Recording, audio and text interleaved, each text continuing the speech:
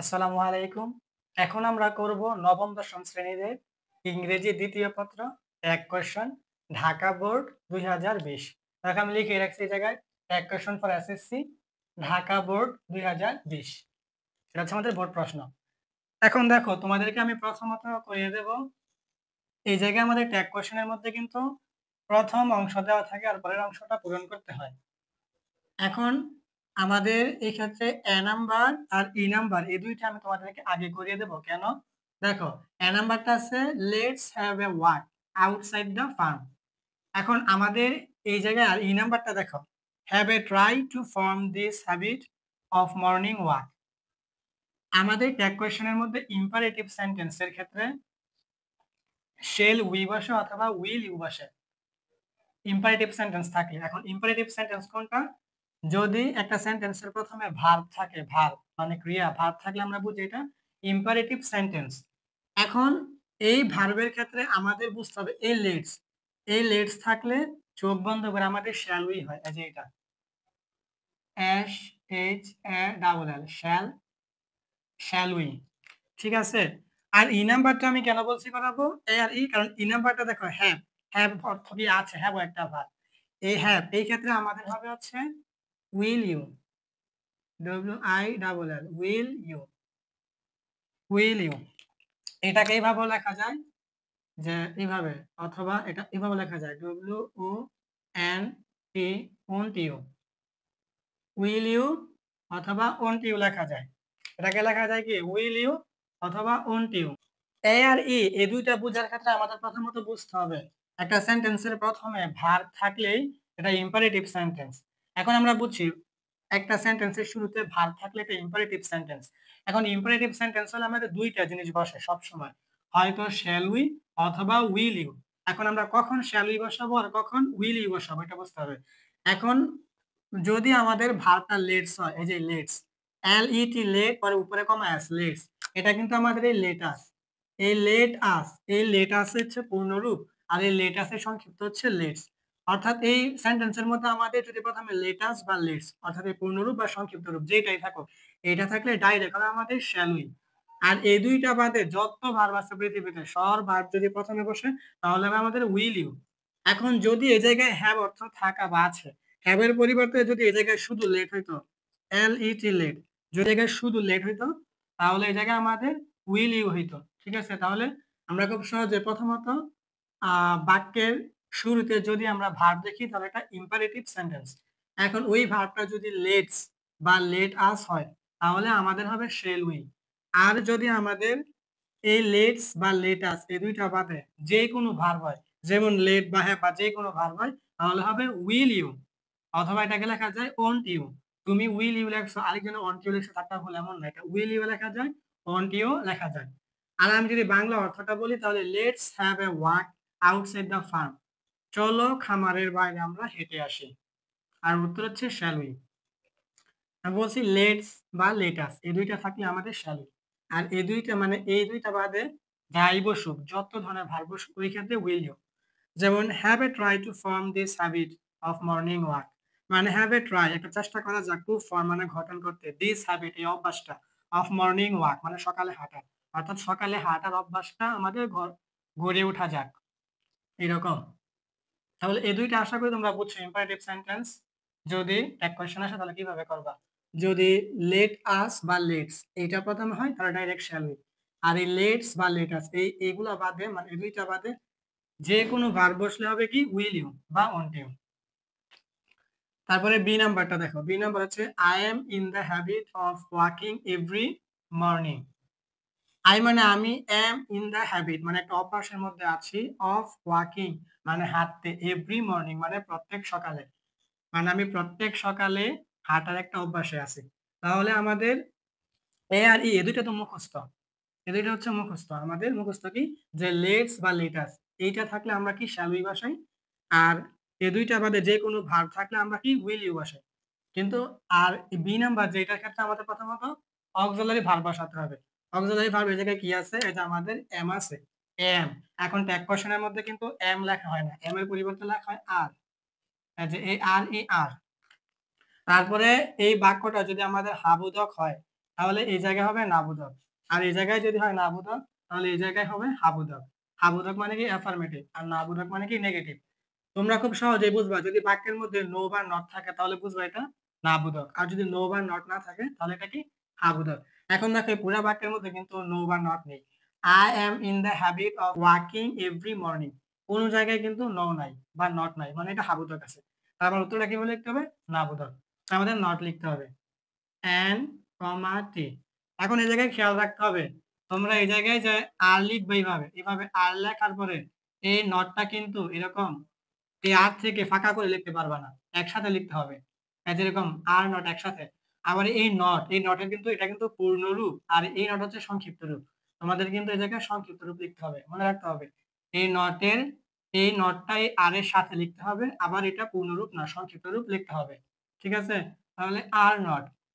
তারপরে হচ্ছে আমাদের যে সাবজেক্টটা থাকবে ওই সাবজেক্টের প্রোনাউন। এখন সাবজেক্ট হচ্ছে আই, তাহলে আই এর প্রোনাউন হবে আই। তাহলে এটা হচ্ছে আর নট আই বা আরেন্ট আই, এটাকে বলে আর নট বা একসাথে বললে হচ্ছে আরেন্ট আই, এটা হচ্ছে উত্তর। একইভাবে প্রথমত আমাদের অক্সিলারি ভার্ব বসে, অক্সিলারি ভার্ব হচ্ছে এম। এখন ট্যাগ কোয়েশ্চনে এম লেখা হয় না, এম এর পরিবর্তে লেখা হয় আর, এই যে আর। তারপর এটা ছিল হাবুদক, এই জন্য আমাদের নাবুদক করতে হবে, আর নাবুদক করা হয় নট এনে, এই যে নট। এখন নট লিখতে হয় একসাথে লিখছি, আর এটা লিখতে হয় সংক্ষিপ্ত রূপে, সংক্ষিপ্ত রূপ লিখছি। তারপর যে সাবজেক্টের প্রোনাউন, সাবজেক্ট ছিল আই, এটার প্রোনাউন হবে আই। তাহলে উত্তর হচ্ছে আরেন্ট আই। তারপরে সি নাম্বারটা দেখো, morning entertains us with fresh air. Morning মানে কি সকাল, এন্টারটেইনস মানে বিনোদন দেয়, আস মানে আমাদেরকে, উইথ মানে সাথে, ফ্রেশ এয়ার মানে সতেজ আবহাওয়া বা সতেজ বাতাস দিয়ে। তাহলে morning entertains us with fresh air মানে সকাল আমাদেরকে বিনোদন দেয় সতেজ বাতাসের সাথে। তাহলে এখন আমাদের কি করতে হবে? প্রথমত আমরা কি জানি, অক্সিলারি ভার্ব বসবে। এখন অক্সিলারি ভার্ব দেখো, এটা কিন্তু অক্সিলারি ভার্ব নেই। এখন যদি একটা সেন্টেন্সের মধ্যে অক্সিলারি ভার্ব না থাকে তাহলে ওই ক্ষেত্রে আমাদের তিনটা জিনিস বসতে পারে, একটা হচ্ছে ডু, ডাজ, ডিড, এই তিনটা বসতে পারে। ঠিক আছে, অক্সিলারি ভার্ব না থাকলে কি ডু, ডাজ, ডিড এই তিনটা বসতে পারে। এই তিনটা থেকে যদি আমাদের সেন্টেন্সটা পাস্ট টেন্সে থাকে তাহলে বসে ডিড। এখন আর যদি আমাদের প্রেজেন্ট টেন্সে থাকে তাহলে বসে ডু অথবা ডাজ। এখন আমাদের ভার্বটা দেখতে হবে যে এটা হচ্ছে মেইন ভার্ব, এন্টারটেইন মানে বিনোদন দেওয়া। এখন এইটা কিন্তু আমি কি বলছি, যদি পাস্ট টেন্সে থাকে তাহলে বসবে ডিড, আর পাস্ট টেন্সে না থাকলে যদি প্রেজেন্ট টেন্সে থাকে তাহলে হবে ডাজ অথবা ডু। এখন আমরা দেখি এন্টারটেইনস, এটা কিন্তু আমাদের পাস্ট টেন্স না। এই এন্টারটেইন, এই যে দেখো E N T E R T A I N E D, যদি ইডি থাকতো মানে এন্টারটেইনড বিনোদন দিয়েছিল, যে ইডি, যদি ইডি থাকতো তাহলে আমরা বুঝতাম এটা পাস্ট টেন্স। এটা কিন্তু ইডি নেই মানে পাস্ট টেন্স না, এর মানে আমরা বুঝছি এই জায়গায় কি ডিড হবে না, হয় ডু বসবে অথবা ডাজ বসবে, অর্থাৎ এটা প্রেজেন্ট টেন্সে আছে। এখন আমরা জানি ভার্বের সাথে যদি এস বা ইএস থাকে তাহলে ডাজ বসে। দেখো মেইন ভার্ব এই যে এস কিন্তু মেইন ভার্বের সাথে নেই, এই যে এস মেইন ভার্ব কিন্তু এইটা এন্টারটেইন, কিন্তু এই জায়গায় যে এস আছে এই যে দেখো এস। এখন ভার্বের সাথে যদি এস বা ইএস থাকে তাহলে আমাদের ডাজ বসে। ঠিক আছে, আর এস বা ইএস না থাকলে ডু বসে। এখন যেহেতু আমাদের এই জায়গায় এস বা ইএস আছে মানে এস আছে, এই জন্য আমাদের এই জায়গায় হবে ডাজ। বুঝছো? আমরা কি জানি এই মেইন ভার্বটা যদি পাস্ট টেন্সে হয় তাহলে ডিড বসবে, ডাইরেক্ট ডিড। আর যদি প্রেজেন্ট টেন্সে হয় তাহলে ডু অথবা ডাজ। এখন কখন ডু? যখন ভার্বের সাথে এস বা ইএস থাকবে না, আর যখন ভার্বের সাথে এস বা ইএস থাকবে তখন ডাজ। ঠিক আছে, তাহলে আমরা প্রথমত অক্সিলারি ভার্বের সাথে বসাইলাম। তারপরে নিয়ম কি ছিল, যদি বাক্যটা হাবোধক হয় তাহলে এই জায়গায় একটা নট আনতে হবে, আর যদি নাবোধক হয় তাহলে নট আনতে হবে না। এখন দেখো তো এই জায়গায় morning entertains us with fresh air, এটা কিন্তু কি একটা হাবোধক মানে অ্যাফার্মেটিভ সেন্টেন্স। এই জায়গায় কি নো বা নট আছে? আমরা একটা সেন্টেন্সের মধ্যে নো অথবা নট এইগুলা দেখে বুঝি যে এটা কি নেগেটিভ সেন্টেন্স কিনা। এই জায়গায় কিন্তু নো বা নট নেই, এর মানে অ্যাফার্মেটিভ সেন্টেন্স। আমাদের নটটা লিখতে হবে, কিভাবে লিখতে হবে? নটটা লিখতে হবে এই ডাজের সাথে, আর লিখতে হবে সংক্ষিপ্ত রূপে। মনে রাখতে হবে, আমি আগেই বলছিলাম সংক্ষিপ্ত রূপে লিখতে হবে, আর এই অক্সিলারি ভার্বের সাথে একসাথে লিখতে হবে। তার প্রথমত অক্সিলারি ভার্ব, তারপরে এটা যেহেতু হাবোধক এই জন্য নট আসলো নাবোধক করার জন্য, আর এটা লিখতে হবে সংক্ষিপ্ত ফর্মে অক্সিলারি ভার্বের সাথে, এটা হবে ডাজ নট, বা এটা একসাথে বলা হয় ডাজেন্ট। তারপরে কি, তারপর হচ্ছে সাবজেক্টের প্রোনাউন রূপ। তাহলে সাবজেক্ট হচ্ছে আমাদের এই জায়গায় মর্নিং মানে সকাল, এই সকালটা হচ্ছে আমাদের সাবজেক্ট। তাহলে সকাল এটা একটা বস্তুবাচক নাম, এটার প্রোনাউন রূপ হবে ইট। বুঝছো? আবার কেউ বলো না আজ কিন্তু সাবজেক্ট না, আমাদের সাবজেক্ট হচ্ছে এইটা যে সকাল আমাদেরকে বিনোদন দেয় বাতাসের সাথে। তাহলে সকাল, সকালের কথা বলতেছে, তাহলে সকাল হচ্ছে আমাদের এই জায়গায় সাবজেক্ট। তাহলে সকাল এটা হচ্ছে একটা বস্তুবাচক নাম, একটা শব্দ। আর এটার প্রোনাউন রূপ হবে ইট, মানে এটি। তাহলে পরেরটা দেখো, D number, no one should miss the opportunity. তাহলে নো ওয়ান মানে কারো, শুড মানে উচিত, মিস মানে মিস করা, দ্য অপরচুনিটিস মানে সুযোগ। তাহলে no one should miss the opportunity মানে কারোই উচিত হবে না এই সুযোগটা হারানোর বা এই সুযোগটা মিস করার। তাহলে প্রথমত এই জায়গায় আমাদের অক্সিলারি ভার্ব দেখো, এই জায়গায় শুড আছে, শুড লেখো, SHOULD, শুড। তারপরে হচ্ছে এই জায়গায় আমাদের কি, আমরা জানি অক্সিলারি ভার্ব বসানোর পরে আমাদের যদি এই জায়গায় বাক্যটা অ্যাফার্মেটিভ মানে হাবোধক হয়, তাহলে আমরা এই জায়গায় একটা নট যুক্ত করি। আর যদি নাবোধক হয় তাহলে কিন্তু আমরা নট যুক্ত করি না।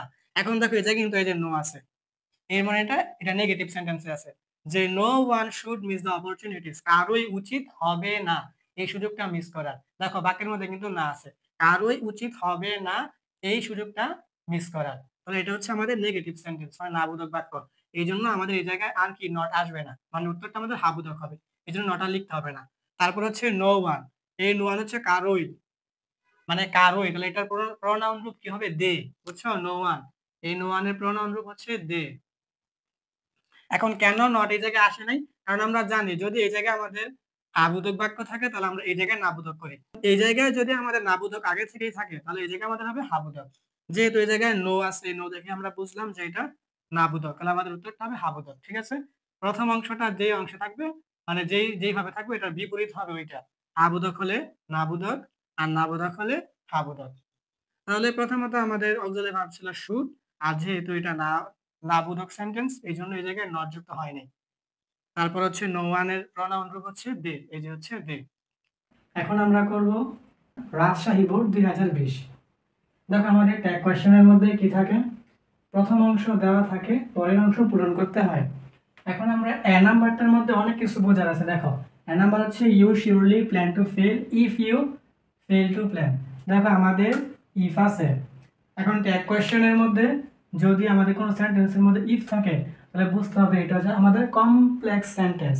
এখন কমপ্লেক্স সেন্টেন্সের মধ্যে আমাদের দুইটা অংশ থাকে, একটা হচ্ছে সাবঅর্ডিনেট ক্লোজ মানে সহায়ক অংশ, আর একটা হচ্ছে প্রিন্সিপাল ক্লোজ মানে প্রধান অংশ।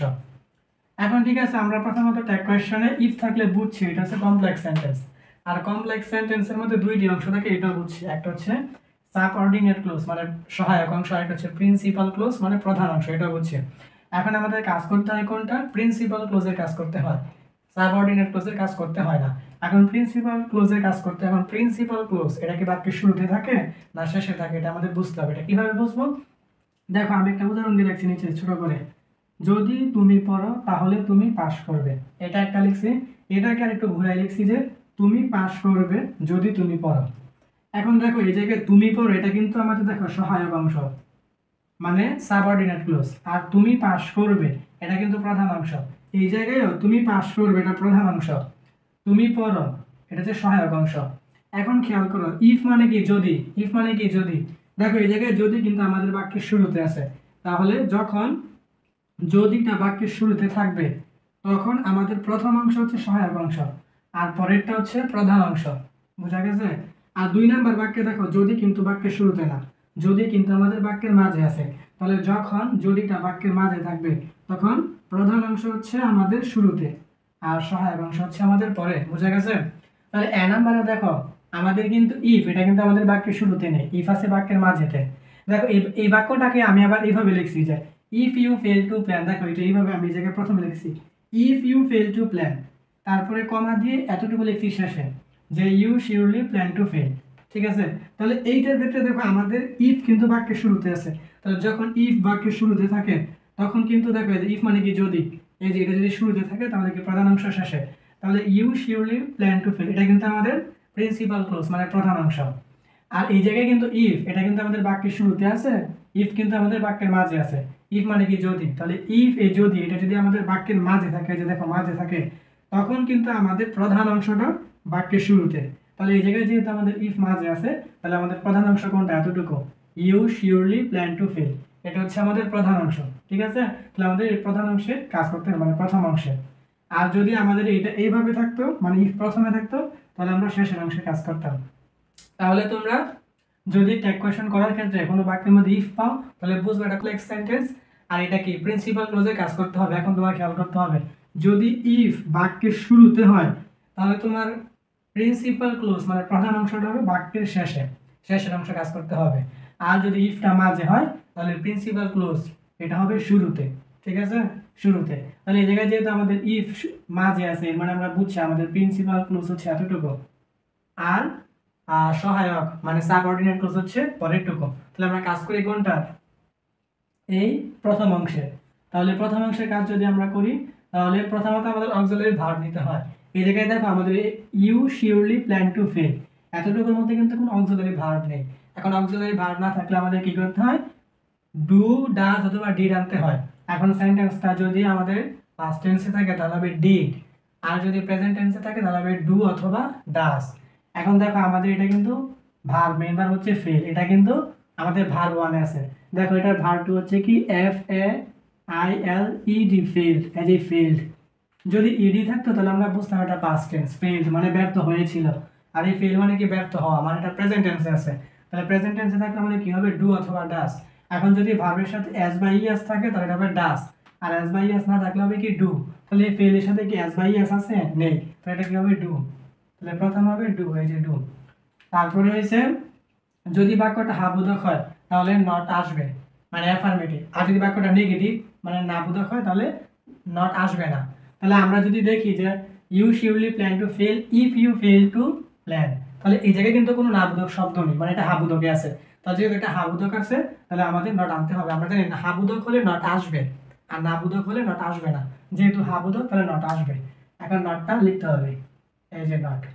তাহলে ডোন্ট বা এটাকে বলে ডু নট বা ডোন্ট। তারপরে কি সাবজেক্টের প্রোনাউন ফর্ম, তাহলে সাবজেক্ট হচ্ছে ইউ, তুমি ইউ এর প্রোনাউন ফর্ম ইউটা শুধু লিখে দিবা, এটা উত্তর হবে ডোন্ট ইউ। এখন এই ডু এর সাথে নট কিন্তু একসাথে লিখতে হবে, ফাঁকা করে লেখা যাবে না। এই যে ডু লেখছো ফাঁকা করে নট, এইভাবে না, ডু আর নট একসাথে লিখতে হবে। আবার নটের সংক্ষিপ্ত রূপ যেমন এন উ টি নট, এইভাবে লেখা যাবে না, লিখতে হবে এন একটা কমা তারপরে টি দিয়ে ডোন্ট, মানে এই নটটা একসাথে লিখতে হবে আবার এই নটের সংক্ষিপ্ত রূপ লিখতে হবে, ডোন্ট ইউ, এটা উত্তর। এটা বাংলা অর্থটা কি ছিল যে ইউ শিওরলি তুমি নিশ্চিতভাবে প্ল্যান মানে পরিকল্পনা টু ফেল মানে ব্যর্থ হবে, ইফ যদি ইউ ফেল টু প্ল্যান যদি তুমি ব্যর্থ হও পরিকল্পনা করতে। তাহলে এটার মানে হচ্ছে যদি আমরা কোনো একটা কাজ করি তাহলে ওই কাজটার জন্য কিন্তু আমরা পরিকল্পনা করি। এখন আমরা যদি ওই কাজটা যেইভাবে করবো এটার জন্য আমরা যে পরিকল্পনাটা করছি যদি আমাদের পরিকল্পনাটা আমরা ঠিকভাবে করতে ব্যর্থ হই তাহলে আমাদের ওই কাজগুলো করতে আমরা ব্যর্থ হব, এটাই বোঝাইছে। তারপরে বি নাম্বারটা দেখো, একটি গুড মানে ভালো, প্ল্যান মানে পরিকল্পনা, স্কার্সলি স্কার্সলি মানে হচ্ছে খুব কদাচিৎ বা খুব কম, লেটস এই লেটস মানে করতে দেওয়া, চলতে দেওয়া, হতে দেওয়া, এরকম এই জায়গায় হতে দেওয়া। ইউ মানে তোমাকে, ফেল মানে ব্যর্থ হওয়া। তাহলে এ গুড প্ল্যান একটা ভালো পরিকল্পনা, স্কার্সলি খুব কম, লেটস ইউ ফেল তোমাকে ব্যর্থ হতে দিবে। মানে a good plan scarcely lets you fail একটা ভালো পরিকল্পনা তোমাকে খুব কদাচিৎ ব্যর্থ হতে দেবে, মানে একটা ভালো পরিকল্পনা বেশিরভাগই কি করবে তোমাকে সফল করাবে, খুব কদাচিৎ বা খুব কম তোমাকে ব্যর্থ করাবে, এটা বুঝাইছে।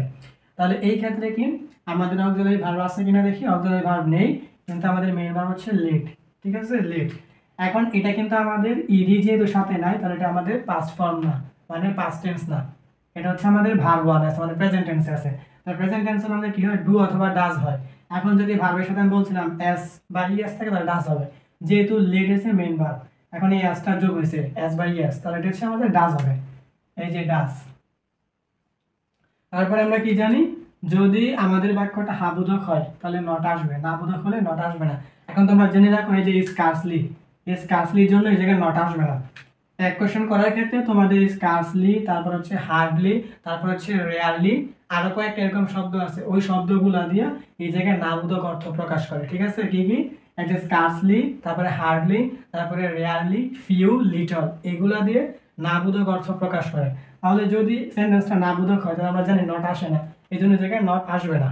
তারপরে কি সাবজেক্ট কি একটা এ গুড প্ল্যান একটা ভালো বুদ্ধি মানে ভালো পরিকল্পনা, এ গুড প্ল্যান একটা ভালো পরিকল্পনা, এটা একটা হচ্ছে বস্তুবাচক নাম, এটা বস্তুবাচক শব্দ। এটা প্রোনাউন ফর্ম হবে ইট, এটা হবে ডাজ ইট। ঠিক আছে, এটা উত্তর হচ্ছে ডাজ ইট।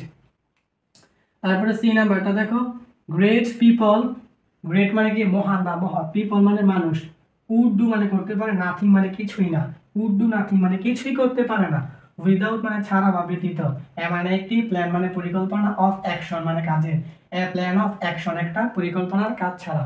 এটা পুরোটা অর্থ এরকম হচ্ছে যে গ্রেট পিপল। এখন তোমাদের বুঝতে হবে যে পিপল, এই পিপল অর্থ কিন্তু মানুষ। এখন এই গ্রেট পিপল এটা কিন্তু মহৎ মানুষরা বুঝাইছে, এই গ্রেট পিপল অর্থ কিন্তু মহৎ মানুষরা, এই যে কিন্তু এটা সব সব মানুষকে, সব মহৎ মানুষকে বুঝাইছে, গ্রেট পিপল মানে মহৎ মানুষরা। তাহলে মহৎ মানুষ বলতে সকল মহৎ মানুষকে বুঝাইছে, তাই সবাইকে যদি বুঝায় এটা কি প্লুরাল মানে দে হবে। ঠিক আছে, দে হবে।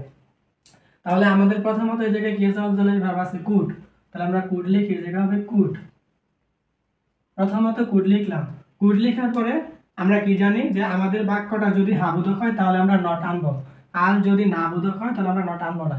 এখন দেখো এই জায়গায় যে নাথিং, এই নাথিং দেখে আমরা বুঝছি কি এটা নাবোধক। ঠিক আছে, নাথিং, নট, নো, নিদার এগুলো থাকলে আমরা কি বুঝি এটা নাবোধক, তা যেহেতু নাবোধক তাহলে নট আর আসবে না। এখন গ্রেট পিপল এটা আমরা কি বলছিলাম, মহৎ মানুষরা, সবাইকে বুঝাইছে, এটা কি প্লুরাল মানে কি হবে দে, ESEY দে, এটা কি হবে কুড দে, কি হবে কুড দে। তারপরে ডি নাম্বারটা দেখো, ফরচুন মানে ভাগ্য, অলসো ডেয়ার নট ফেল, ভাগ্যও তোমাকে ব্যর্থ হতে দেবে না, এ ওয়েল প্ল্যান্ড এফর্ট একটা ভালো পরিকল্পনার প্রচেষ্টা ধারা। তাহলে এই জায়গায় দেখো আমাদের modal verb, modal auxiliary verb হচ্ছে ডেয়ার, এই ডেয়ারটা এই জায়গায় সরাসরি আসবে, ডেয়ার বুঝছো। কিন্তু এখন আমাদের নট হবে কি হবে না এটা আমরা বাক্যটা দেখে বুঝবো। দেখো এই জায়গায় বাক্যের মধ্যে নট আছে, তাই নট এ মানে নাবোধক সেন্টেন্স, মানে কি নেগেটিভ সেন্টেন্স মানে নাবোধক বাক্য, তাই নাবোধক বাক্য মানে আমরা জানি আমাদের নট আসে না, তাই জায়গায় নট আসবে না, শেষ। তারপরে কি আমাদের কি একটা সাবজেক্টের প্রোনাউন ফর্ম বসবে, এখন সাবজেক্ট কি ফরচুন, ফরচুন মানে কি ভাগ্য, তাহলে ভাগ্য এটা হচ্ছে একটা বস্তুবাচক নাম, তাহলে এটা প্রোনাউন রূপ হবে কি ইট, কি হবে ইট, এটা হচ্ছে দেয়ার ইট। যদি কোনো জায়গায় বুঝতে অসুবিধা হয় তাহলে কমেন্ট করে প্রশ্ন করবা, আমি উত্তর দিয়ে দেবো। তারপর দেখো ই নাম্বারটা হচ্ছে সো, তাই বা সুতরাং, তারপরে কমা পর হচ্ছে প্ল্যান মানে পরিকল্পনা, বিফোর প্রসিড, তাহলে এইটার মানে কি দেখো, সো মানে তাই বা সুতরাং, প্ল্যান বিফোর প্রসিড মানে পরিকল্পনা করো, বিফোর মানে আগে বা পূর্বে, প্রসিড মানে প্রক্রিয়া, এটা মানে বোঝাচ্ছে যে সো প্ল্যান বিফোর প্রসিড, তাই বা সুতরাং তোমরা পরিকল্পনা করো কাজ করার আগে, মানে আগে পরিকল্পনা করো পরে কাজ করো, এটাই বুঝাইছে যে পরিকল্পনা করো কাজ করার আগে। এখন এটা কিন্তু ইম্পারেটিভ সেন্টেন্স, এই জায়গায় যে সো আছে এটা কিন্তু এমনিতে অতিরিক্ত অংশ, এটা কিন্তু আমাদের বাক্যের অংশ না, আমাদের বাক্যের অংশ হচ্ছে এতটুকু, প্ল্যান বি ফর প্রসিড। এখন এটা হচ্ছে আমাদের ইম্পারেটিভ সেন্টেন্স, প্ল্যান মানে কি পরিকল্পনা করা। এখন আমরা জানি সেন্টেন্সের শুরুতে যদি ভার্ব থাকে তো এটা হচ্ছে ইম্পারেটিভ সেন্টেন্স, কি সেন্টেন্স ইম্পারেটিভ, তাহলে বাক্যের শুরুতে আছে প্ল্যান, সো কিন্তু অংশ, সো হচ্ছে অতিরিক্ত অংশ, মূল অংশ হচ্ছে এতটুকু, প্ল্যান বি ফর প্রসিড মানে পরিকল্পনা করো কাজের আগে। তাহলে এই জায়গায় যেহেতু ভার্ব আছে, এখন আমাদের জানি এক কোয়েশ্চন করার ক্ষেত্রে ইম্পারেটিভ সেন্টেন্সের ক্ষেত্রে আমাদের দুইটা উত্তর হয়। দেখো একটা উত্তর হয় এরকম, এই যে শ্যাল উই, একটা উত্তর হয় শ্যাল উই, আর একটা হয় উইল ইউ, উইল ইউ অথবা এটাকে লেখা যায় ওন্ট ইউ। ঠিক আছে, আমাদের এই যে এটা হচ্ছে একটা অংশ, এটা হচ্ছে আরেকটা অংশ। ইম্পারেটিভ সেন্টেন্সের ক্ষেত্রে আমাদের দুইটা উত্তর হয়, একটা উত্তর হচ্ছে শ্যাল উই, আর একটা উত্তর হচ্ছে উইল ইউ। উইল ইউকে আবার অন্যভাবে লেখা যায় ওন্ট ইউ। তো যাই হোক তুমি উইল ইউ ধরো, তাহলে শ্যাল ইউ অথবা উইল ইউ। এখন তুমি কখন উইল ইউ আর কখন শ্যাল ইউ বসাইবা, মনে রাখবা এই যে আমরা যে জানি ইম্পারেটিভ সেন্টেন্সের শুরুতে ভার্ব বসে, এখন এই ভার্বটা যদি এইটা হয়, দেখো এই যে এইরকম যদি এই জায়গায় এইটা হয়, দেখো এই লেট আস অথবা LETS লেটস, এই দুইটা শব্দ, এই লেটাস আর লেটস দুটোটা কিন্তু একই। দেখো লেট দিয়ে উপরে কমা দিয়ে আছে, লেটস আর লেটাস, এই লেটাস হচ্ছে পূর্ণরূপ আর লেটস হচ্ছে সংক্ষিপ্ত রূপ। অর্থাৎ ইম্পারেটিভ সেন্টেন্সের শুরুতে যদি এই লেটাস বা লেটস এই দুইটা শব্দ দেখো তাহলে চোখ বন্ধ করে উত্তর হবে শ্যাল উই। আর এই দুইটা বাদে যত ভার্ব আছে সব ভার্ব যদি থাকে তাহলে হবে উইল ইউ। ঠিক আছে, এখন যদি শুধু লেট হয় তাহলে উইল ইউ হবে, শুধু লেটাস বা এই লেট পরে কমা এস লেটস, লেটাস বা লেটস এই দুইটা শব্দ থাকলে হবে কি shall we, direct shall we. এটার ক্ষেত্রে অক্সিলারি ভার্ব পরে নট এইভাবে না, ডাইরেক্ট শ্যাল উই। আর যদি এই লেটাস বা লেটস এই দুইটা বাদে যেই কোনো ভার্ব বসলে উইল ইউ, তাহলে আমাদের দেখো এই প্ল্যান, এটা কি আমাদের লেটাস বা লেটস না, আমরা জানি লেটাস বা লেটস এই দুইটার ক্ষেত্রে শ্যাল উই, আর বাকি সব ভার্বের ক্ষেত্রে কি উইল ইউ। তো যেহেতু এটা শ্যাল আর লেটাস না বা লেটস না, তাহলে আমরা বুঝছি এটা আমাদের উইল ইউ হবে। তাহলে আমরা এটা উইল ইউ লিখে দেব, উইল ইউ। এখন তুমি যদি উইল ইউ না লেখো তাহলে তুমি ওন্ট ইউ লিখতে পারো। আরেকটা কথা বলি, এখন তুমি লিখছো উইল ইউ, আরেকজন লিখছে ওন্ট ইউ, বললেন আবার তারটা ভুল। তুমি উইল ইউ লিখছো তোমারটা সঠিক, আরেকজন ওন্ট ইউ লিখছে তারটাও সঠিক। এখন বুঝতে হবে লেটাস বা লেটস কিনা। লেটাস বা লেটস হলে শ্যাল উই বসাবা, আর যদি এই দুইটার মধ্যে যে কোনো ভার্ব বসে, যেমন প্ল্যান বা অন্যান্য ভার্ব বসতে পারতো, তাহলে হবে উইল ইউ বা ওন্ট ইউ। আর এ নাম্বারটা যেটা আমি বুঝাইছিলাম, এ নাম্বারটা ওই কমপ্লেক্স সেন্টেন্স, এটা জন্য আমি জায়গায় নিচেও দুইটা বাংলা বাক্য লিখে রাখছি, আবার নিচে আর একটা ইংরেজি বাক্য লিখে রাখছি। এটা একদম মূল কথা কি, যদি তোমার ইফটা যদি তোমার এই মাঝে থাকে বাক্যে, তাহলে তোমার বুঝতে হবে প্রিন্সিপাল ক্লোজ হচ্ছে শুরুতে, এই শুরুর অংশের কাজ করবা। আর এই ইফটা দেখো আমি এই জায়গায় লিখছি, ইফটা যদি তোমার শুরুতে থাকে তাহলে তুমি কাজ করবা শেষের অংশের। খুব সহজ, ইফ মাঝে থাকলে কাজ করবা প্রথম অংশের, আর ইফ শুরুতে থাকলে কাজ করবা শেষের অংশের। ঠিক আছে।